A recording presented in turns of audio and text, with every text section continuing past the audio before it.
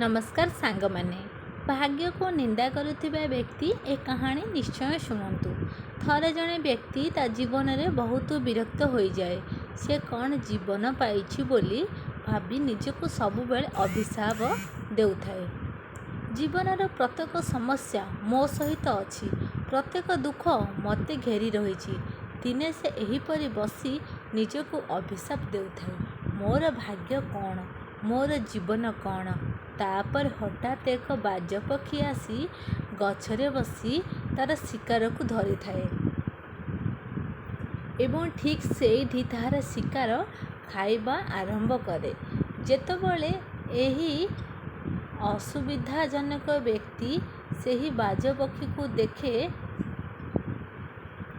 सेतबेले से मने मने कहिबाकू लागे, आहा कि जीवन बाजपक्षीर, कि मजा जीवन बिताउछि। ना तार खाद्यर चिंता, ना पीबार चिंता, ना पिंधिबार चिंता, आउ ना परिवारर चिंता।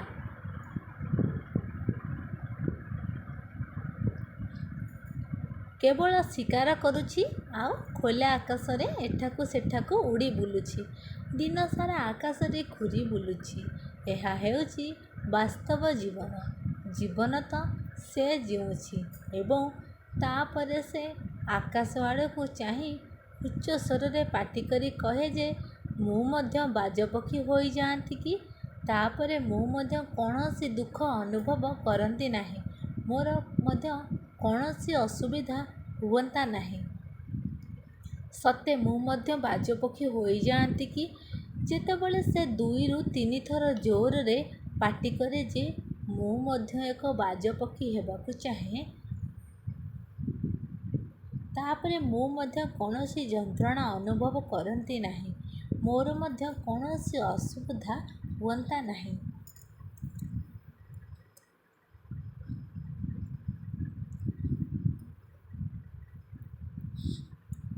तापरे हठात आकाश रे बिजुली मारिबा आरंभ कला एवं आकाशरू एक स्वर शुणागला, तुमे मनीष कि? आमे सत्य शुणिछु कि तुमे आम द्वारा दिया जाइथिबा जीवन रे असुविधारे पड़िछ एवं तुमे एक बाजपक्षी हेबाकू चाहुछ। एही व्यक्ति आकाशरू एही स्वर शुणी आश्चर्य हो जाए। आकाश आड़े को चाहे कहे जे हाँ, मु मो जीवन रे बहुत विरक्त, कारण मु प्रत्येक समस्या केवल मो सहित अच्छी, प्रत्येक दुख केवल मोर अटे, प्रत्येक कष्ट मो सहित अच्छी। तेणु पुनर्बार आकाशरू एक स्वर आसे,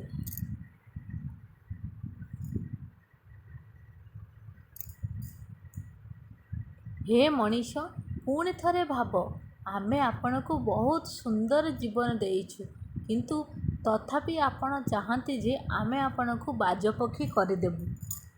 ताहेले आमे आपण को बाजपक्षी बनई देबु, किंतु थरे आमे आपण को बाजपक्षी रे परिणत कर सारिबा परे आउ आउ आउ केबे भी बाजपक्षी रू मनीष को रूपांतर करिबु नाही। तेणु एही व्यक्ति तुरंत उत्तर दिए जे मु भल निष्पत्ति नेइछि जे मु बाजपक्षी हेबाकू चाहुछि एवं थरे मु बाजपक्षी हेबा परे मु आउ कहिबि नाही जे मु मनीष हेबाकू चाहुछि।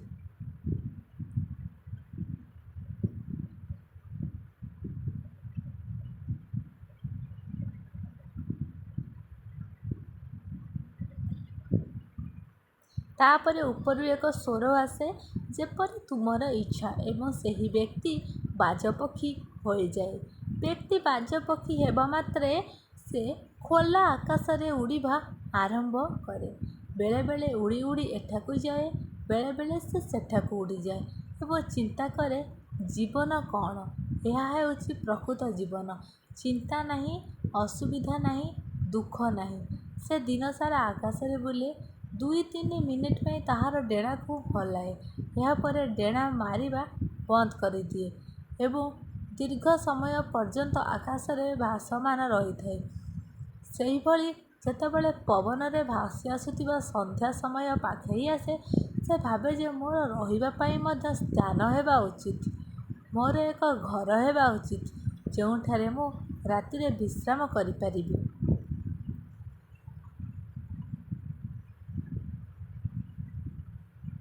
ତେଣୁ ସେ ଭାବେ ଯେ ସେ ଛୋଟ ଛୋଟ କାଠି ସଂଗ୍ରହ କରି ଗଛ ଉପରେ ନିଜ ବସା ନିର୍ମାଣ ଆରମ୍ଭ କରେ। ସେ ଗୋଟିଏ ପରେ ଗୋଟିଏ ଛୋଟ କାଠି ସଂଗ୍ରହ କରି ନିଜ ପାଇଁ ଏକ ସୁନ୍ଦର ବସା ପ୍ରସ୍ତୁତ କରେ ଏବଂ ସେ ରାତିରେ ଶୋଇଥାଏ ଏବଂ ଭାବେ, ସକାଳେ ଉଠିବା ପରେ ମୁଁ ଶିକାର କରିବାକୁ ଯିବି ଏବଂ ସକାଳେ ଉଠିବା ପରେ ମୁଁ ପୁଣି ମଜା କରିବି, ଖୋଲା ଆକାଶରେ ଉଡ଼ିବି। ସକାଳ ହେବା ମାତ୍ରେ ସେ ଶିକାର ଖୋଜିବାକୁ ବାହାରିଲା। ଆକାଶରେ ଉଡ଼ିବା ଜାରି ରଖିଲା। ସେ ଉପରକୁ ଚାହିଁ ଦେଖେ ଯେ ସେ ଭୂମିରେ କୌଣସି ଶିକାର ଅଛି କି ନାହିଁ। ତେଣୁ ମୁଁ ତୁରନ୍ତ ଯାଇ ଏହାକୁ ଧରି ସେଠାରେ ଖାଇବି। କିନ୍ତୁ ସେ କୌଣସି ଶିକାର ଦେଖେ ନାହିଁ। ଅନେକ ସମୟ ଅତିବାହିତ ହୁଏ। ସେ କ୍ରମାଗତ ଭାବରେ ଉପରୁ ଶିକାର ଖୋଜେ କିନ୍ତୁ ପାଏ ନାହିଁ। ତାପରେ ପାଖରେ ଏକ ଜଙ୍ଗଲ ଥାଏ। ସେ ସେହି ଜଙ୍ଗଲକୁ ଯାଏ। ଭାବେ, ମୁଁ ହୁଏତ ସେଠାରେ କିଛି ଭଲ ଶିକାର ପାଇପାରେ। ସେ ଜଙ୍ଗଲ ଭିତରକୁ ଯାଇ ଶିକାର ଖୋଜେ କିନ୍ତୁ ସେଠାରେ କୌଣସି ଶିକାର ମଧ୍ୟ ପାଇଲା ନାହିଁ। ଯେତେବେଳେ ସନ୍ଧ୍ୟା ସମୟ ପାଖେଇ ଆସେ ସେ ହତାଶ ହୋଇ ନିଜ ବସାକୁ ଫେରେ।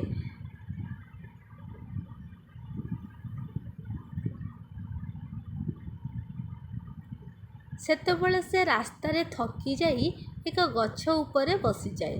ଯେତେବେଳେ ସେ ସେହି ଗଛର ଉପରେ ବସେ ସେତେବେଳେ ତା ଆଖି ଏକ ଅସୁସ୍ଥ ପକ୍ଷୀ ଉପରେ ପଡ଼େ ଯାହା ଆହତ ଅବସ୍ଥାରେ ଥାଏ।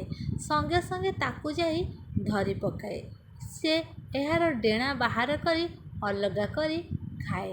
ସେହି ପକ୍ଷୀକୁ ଖାଇବା ପରେ ନିଜ ବସା ଆଡ଼କୁ ଯାଏ ଏବଂ ରାସ୍ତାରେ ଭାବେ ଯେ ଯାହା ହେଉ ଏକ ଅସୁସ୍ଥ ପକ୍ଷୀ ହୋଇଥିଲେ ମଧ୍ୟ ଏହାକୁ ଖାଇବାକୁ ପାଇଲି। ସେ ନିଜ ବସା ପାଖରେ ପହଞ୍ଚି ବିଶ୍ରାମ ଆରମ୍ଭ କରେ ଏବଂ ସେ ଭାବେ ଯେ ସେ ସକାଳେ ଏକ ଭଲ ଶିକାର କରିବ ଏବଂ ଭୋକ ମେଣ୍ଟାଇବ। ସକାଳର ଆଲୋକ ଆସିବା ମାତ୍ରେ ବାହାରକୁ ଆସେ ଏବଂ ଶିକାରର ସନ୍ଧାନରେ ଆକାଶରେ ଉଡ଼ିବା ଜାରି ରଖେ। କିନ୍ତୁ ଆଜି ପୁଣି କୌଣସି ଶିକାର ହୁଏ ନାହିଁ। ଅନେକ ସମୟ ଅତିବାହିତ ହୁଏ। ଏହାର ତୀକ୍ଷ୍ଣ ଆଖିରେ ଉଚ୍ଚତାକୁ ଯାଇ ଶିକାର ଖୋଜିବା ପାଇଁ ଚେଷ୍ଟା କରେ କିନ୍ତୁ କୌଣସି ଶିକାରକୁ ଦେଖେ ନାହିଁ। ତାପରେ ସେ ଜଙ୍ଗଲ ଆଡ଼କୁ ଯାଏ କିନ୍ତୁ ସେଠାରେ କୌଣସି ଶିକାର ପାଏ ନାହିଁ। ସେହିଭଳି ଦିନ ସାରା ଉଡ଼ିବା ପରେ ଯେତେବେଳେ ସନ୍ଧ୍ୟା ପାଖେଇ ଆସେ ସେ ନିରାଶ ହୋଇ ଫେରିବା ଆରମ୍ଭ କରେ।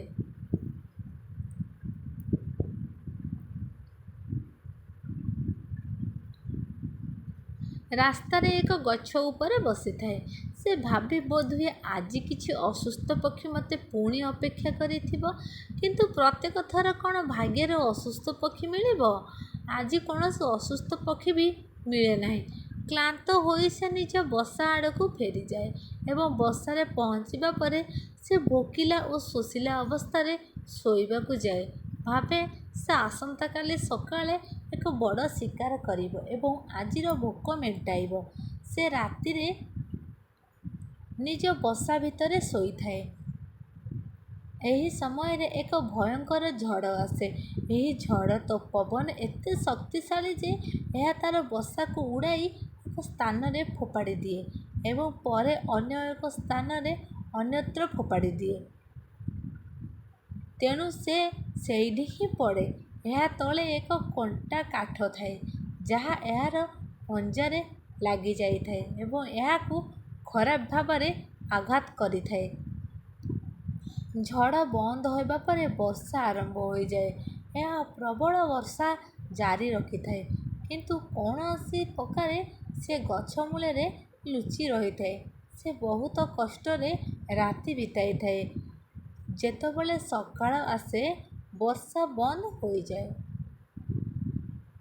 ବର୍ଷା ବନ୍ଦ ହେବା ମାତ୍ରେ ଚାରିଆଡ଼େ ଖୁସି ମିଳିଥାଏ। ଚାରିଆଡ଼େ ସବୁଜତା ଦେଖାଯାଏ। ନଦୀ ଓ ଝରଣା ଦ୍ରୁତ ଗତିରେ ପ୍ରବାହିତ ହୁଏ। ସବୁକିଛି ପୂର୍ବ ପରି ହୋଇଯାଏ। କିନ୍ତୁ ଏହି ବାଜପକ୍ଷୀଟି ପୂର୍ବ ପରି ସମାନ ନଥାଏ। ଏହାର ଗୋଡ଼ରେ ବହୁତ ବଡ଼ ଆଘାତ ଲାଗିଥାଏ।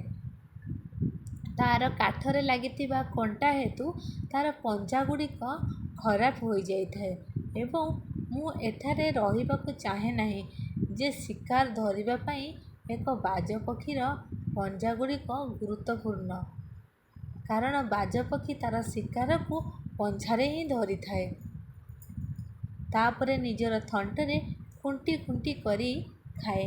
କିନ୍ତୁ ବର୍ତ୍ତମାନ ଏହି ବାଜପକ୍ଷୀର ପଞ୍ଝା ବହୁତ ଆହତ ହୋଇଯାଇଥାଏ ଏବଂ ସେ ଗତ 2 ଦିନ ପାଇଁ ଭୋକିଲା ଥାଏ। ଶିକାର ଖୋଜୁଥିବା ବେଳେ ସେ ଟିକିଏ ଚିନ୍ତା କରେ ଯେ ବୋଧହୁଏ ଏହା ଏକ ଅସୁସ୍ଥ ପକ୍ଷୀକୁ ପୁଣି ଥରେ ପାଇବ। କିନ୍ତୁ ବାରମ୍ବାର ଅସୁସ୍ଥ ପକ୍ଷୀକୁ କେଉଁଠାରୁ ପାଇବ? କିଛି ସମୟ ପାଇଁ ଉଡ଼ିଥାଏ, କିନ୍ତୁ ଭୋକ ଏବଂ ଯନ୍ତ୍ରଣା ହେତୁ ଥକିଯାଏ ଏବଂ ଏକ ଗଛ ଉପରେ ବସିଯାଏ। ସେ ଆସି ଗଛ ଉପରେ ବସିଥାଏ, କିନ୍ତୁ ସେ ଜାଣିନଥାଏ ଯେ ଏଠାରେ ତାକୁ ଆଉ ଏକ ବିପଦ ଅପେକ୍ଷା କରିଛି ଏବଂ ବିପଦଟି ହେଲା 8-10 କାଉର ଏକ ଦଳ ଏକତ୍ରିତ ହୋଇ ଏହାକୁ ହଇରାଣ କରିବା ଆରମ୍ଭ କରନ୍ତି। ସେମାନେ ଏହା ଉପରେ ଆସି ଏହାକୁ କ୍ଷତ କରିବା ଆରମ୍ଭ କରନ୍ତି। ସେମାନେ ମଧ୍ୟ ଜାଣିବାକୁ ପାଆନ୍ତି ଯେ ଏହି ବାଜପକ୍ଷୀ କ୍ଷତ ବିକ୍ଷତ ଏବଂ କ୍ଷୁଧା ଯୋଗୁଁ ଦୁର୍ବଳ। ଏହି ବାଜପକ୍ଷୀ ସେମାନଙ୍କୁ ଏଡ଼ାଇବା ପାଇଁ ଟିକିଏ ଉଡ଼ିଯାଏ ଏବଂ ତା'ପରେ ବସିଥାଏ। ସେ ଏଥିରୁ ମୁକ୍ତି ପାଇବାକୁ ଚେଷ୍ଟା କରେ, କିନ୍ତୁ ତା'ପରେ ସେମାନେ ତା' ପଛେ ପଛେ ପୁଣି ଆସନ୍ତି। ଟିକିଏ ଦୂର ଯାଏ, କିନ୍ତୁ ସେମାନେ ତାକୁ ଛାଡ଼ନ୍ତି ନାହିଁ ଏବଂ ବାରମ୍ବାର ତା' ନିକଟକୁ ଆସି ତାକୁ ହଇରାଣ କରନ୍ତି। କାଉମାନେ ପ୍ରାୟତଃ ବାଜପକ୍ଷୀକୁ ଏମିତି କରନ୍ତି, କିନ୍ତୁ ତା'ପରେ ବାଜପକ୍ଷୀ ମଧ୍ୟ ସେମାନଙ୍କ ସହିତ ଖେଳ ଖେଳେ।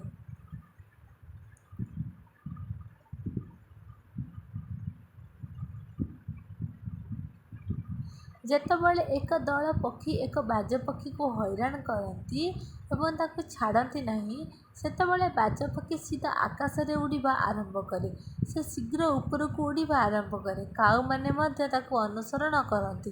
କିନ୍ତୁ କିଛି ସମୟ ପରେ କାଉମାନେ ଏତେ ଉଚ୍ଚତାରେ ପହଞ୍ଚନ୍ତି ଯେଉଁଠାରେ ସେମାନେ ଉପଯୁକ୍ତ ଅମ୍ଳଜାନ ପାଇପାରନ୍ତି ନାହିଁ।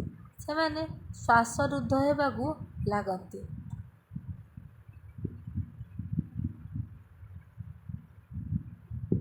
ତାଙ୍କର ନିଃଶ୍ୱାସ ବନ୍ଦ ହେବା ଆରମ୍ଭ କରେ। ତା'ପରେ ଆମେ ସେଠାରୁ ଉପରକୁ ଯାଇପାରନ୍ତି ନାହିଁ। କିନ୍ତୁ ବାଜପକ୍ଷୀ ମେଘ ଉପରେ ମଧ୍ୟ ଉଡ଼ିପାରେ। ସେଥିପାଇଁ ସେ ଏକ ଉପର ମହଲାକୁ ଯାଏ। କିନ୍ତୁ କାଉମାନେ ସେଠାକୁ ଉପରକୁ ଯିବାକୁ ଅସମର୍ଥ ଏବଂ ସେମାନେ ତଳକୁ ଆସିବା ଆରମ୍ଭ କରନ୍ତି। ତେଣୁ ଏହି ଉପାୟରେ ବାଜପକ୍ଷୀ ସେମାନଙ୍କଠାରୁ ମୁକ୍ତି ପାଏ। କିନ୍ତୁ ବାଜପକ୍ଷୀ ପାଖରେ ଯଥେଷ୍ଟ ଉଚ୍ଚରେ ଉଡ଼ିବା ପାଇଁ ପର୍ଯ୍ୟାପ୍ତ ଶକ୍ତି ନଥିଲା। କାରଣ ସେ ଭୋକିଲା ଥିଲା ଏବଂ ଆହତ ମଧ୍ୟ ହୋଇଥିଲା।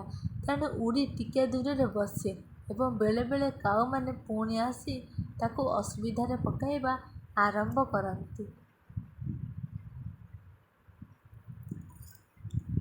ସେହିଭଳି ଗୋଟିଏ ଦିନ ଭୋକିଲା ଏବଂ ଆହତ ଅବସ୍ଥାରେ ବିତିଯାଏ। ଦ୍ୱିତୀୟ ଦିନ ବିତିଯାଏ। ତୃତୀୟ ଦିନ ବିତିଯାଏ। କିନ୍ତୁ ଏହି ବାଜପକ୍ଷୀର ଅବସ୍ଥାରେ କୌଣସି ଉନ୍ନତି ହୋଇନଥାଏ। ସେ ଦିନକୁ ଦିନ ଖରାପ ହେବାକୁ ଲାଗିଥାଏ।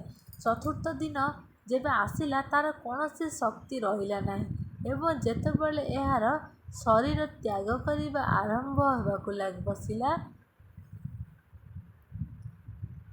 ସେ କୌଣସି ପ୍ରକାରେ ନିକଟସ୍ଥ ଏକ ମାନବ ଡାକ୍ତରଖାନାକୁ ଉଡ଼ିଗଲା ଏବଂ ସେ ଆସି ଗୋଟିଏ ଛାତରେ ବସି ସେଠାକୁ ଆସୁଥିବା ଏବଂ ଯାଉଥିବା ରୋଗୀମାନଙ୍କୁ ଦେଖେ ଏବଂ ନିଜକୁ କହେ ଯେ ଯଦି ମୁଁ ଆଜି ମଣିଷ ହୋଇଥାନ୍ତି, ତେବେ ଡାକ୍ତରଖାନାରୁ ଛୋଟମୋଟ ଏପରି କିଛି ଚିକିତ୍ସା ପାଇଥାନ୍ତି କିମ୍ବା କାହାକୁ ମୁଁ ଭୋକିଲା ଅଛି ବୋଲି କହିପାରିଥାନ୍ତି, ମୁଁ ଦୁଃଖରେ ଅଛି, ସମସ୍ୟାରେ ଅଛି ବୋଲି କହିପାରିଥାନ୍ତି। କିନ୍ତୁ ଆଜି ମୁଁ ଏପରି ଏକ ସ୍ୱରହୀନ ପକ୍ଷୀ ଯେ କାହାକୁ କିଛି କହିପାରିବି ନାହିଁ। ମୋର ଦୁଃଖ କାହାକୁ କହିପାରୁନାହିଁ, କାହାଠାରୁ ସାହାଯ୍ୟ ବି ମାଗିପାରୁନାହିଁ। ଏହା ଭାବି ସେ ସେହି ଛାତ ଉପରେ ପ୍ରାଣତ୍ୟାଗ କରେ। ସେ ନିଜ ଜୀବନକୁ ବଳିଦାନ ଦେଇଦିଏ। କିନ୍ତୁ ସେ ଆମକୁ ଶିକ୍ଷା ଦିଏ ଯେ ତମେ ଯେମିତି ବି ଅଛ ସେଥିରେ ଖୁସି ହୁଅ ଏବଂ ସେଥିରେ ହିଁ ଭଲ କରିବାକୁ ଚେଷ୍ଟା ଜାରି ରଖ। ଏହି ବିଷୟରେ ଚିନ୍ତା କର ନାହିଁ ଯେ ମୁଁ ଯଦି ଏମିତି ହୋଇଥାନ୍ତି, ମୁଁ ଯଦି ସେମିତି ହୋଇଥାନ୍ତି, ମୁଁ ଏମିତି ବନିଥିଲେ, ମୁଁ ସେମିତି ବନିଥିଲେ। ତୁମେ ଯାହା ହେବା ପାଇଁ ସୃଷ୍ଟି ହୋଇଛ ସେହି ଭାବରେ ତୁମେ ଯଥାସମ୍ଭବ ଚେଷ୍ଟା କରିବାକୁ ଚେଷ୍ଟା ଜାରି ରଖ। ବନ୍ଧୁଗଣ, ଏହି କାହାଣୀ କଳ୍ପନାଶୀଳ, କିନ୍ତୁ ଏହା ଆମର ଜୀବନକୁ ଏକ ଗୁରୁତ୍ୱପୂର୍ଣ୍ଣ ନିୟମ ଶିଖାଇଥାଏ ଯେ ଯେପରି ଆମେ ଭଲରେ ଅଛୁ, ସେହି ଭାବରେ ଆମର ଯଥାସମ୍ଭବ ଚେଷ୍ଟା କରି ରହିବା ଉଚିତ। ଭିଡ଼ିଓଟି ଯଦି ଭଲ ଲାଗିଲା ତେବେ ଭିଡ଼ିଓଟିକୁ ଲାଇକ୍ କରି କମେଣ୍ଟ ବକ୍ସରେ ଜୟ ଶ୍ରୀକୃଷ୍ଣ ନିଶ୍ଚୟ ଲେଖନ୍ତୁ।